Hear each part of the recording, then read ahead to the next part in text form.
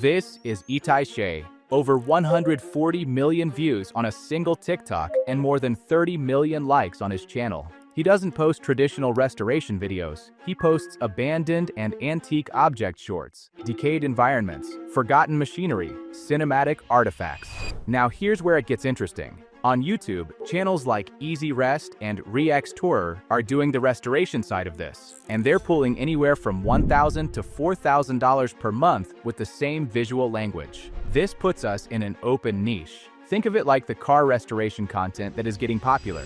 And since we are talking about the car restoration niche, I wanted to share the success of one of my members that got with this niche. These are some of his analytics where we can see he got thousands of views because he was one of the first to know about this niche and had the right systems to follow and was able to create these viral videos. We have people like this that ask for direct breakdown of a specific niche, and you get prompts that help you generate exactly what you want. Also the exact system that I use for my channels. If you want to check it out, then you can find it on the first link on the description. Anyway, I was saying that instead of fixing objects, we're documenting them. And what actually makes these videos work isn't budget or animation skill. It's the technical process behind how they're made. So the question I wanted to answer was simple. Can we create this exact format using AI tools and structure? Recreating this format didn't happen on the first try. The goal was never copying these videos frame by frame. It was reverse engineering the visual language that makes people stop scrolling. And what we found was simple. These videos work because they look like abandoned documentaries. They have texture, decay, realism. They feel found, not produced. Once the structure was locked in, everything became consistent and something interesting happened. The format kept working, even when the subject changed. What we're getting into today is the exact system behind that. And here is a quick snippet of what we'll be building. It was left underwater long enough for silence to settle in. Wood held the water. Metal held the damage.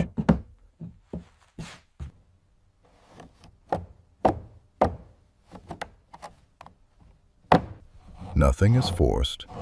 Everything is separated slowly. The inside remembers every year it was neglected.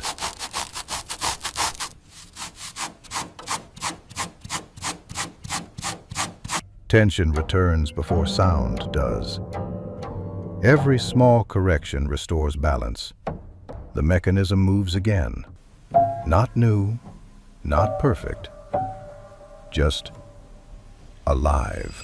All right, the process is pretty much identical to what top creators are doing. And to make this easy, I put together a Notion with all the prompts that we'll be using. The first step is ideation, and the type of content that we are creating are 60 to 90-second shorts. The way we approach this is heading to the prompting Notion, where all the prompts are organized, and grabbing the first prompt and pasting it into ChatGPT. You'll then get 5 video ideas. If you don't like the options ChatGPT gives, you can ask to regenerate and be specific on the angle you want to take. For an example, I wanted the concept to be more in the entertainment industry, so I specified that in my response. Once you get the video idea, we'll turn it into a small script just to add some narration to the video so it's enabled for monetization. Head back over to the Notion and grab the scripting prompt and paste it into ChatGPT alongside your video idea. Once the script is generated, we'll head back to the prompting Notion and grab the image prompt. Paste in the image prompt, then paste in the details of your video and hit enter. We'll use Flow's Nano Banana feature to generate the images.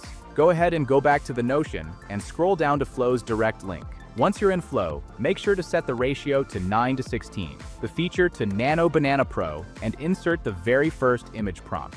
Based on the 2 or however many images that Flow generates, select which visual style you want to go with so we can keep the visuals consistent. Once you've selected the image, grab the second prompt from ChatGPT, head back to Flow, paste it in, and generate. The process is the same for the next set of images. Select the second image, paste in the third prompt, generate. Do the same for the fourth image. Select the third image and paste in the fourth prompt. The details matter. This is the exact step where most people lose realism. So, if one of your images don't look good or on to par with your other images, regenerate it. We can't just make one good image. A movie isn't one static shot. We need a sequence. By generating multiple angles, wide shot, side profile, detail shot, we're building a storyboard. Once all images are generated, we'll turn them into videos using Flow's VO 3 frames to video feature.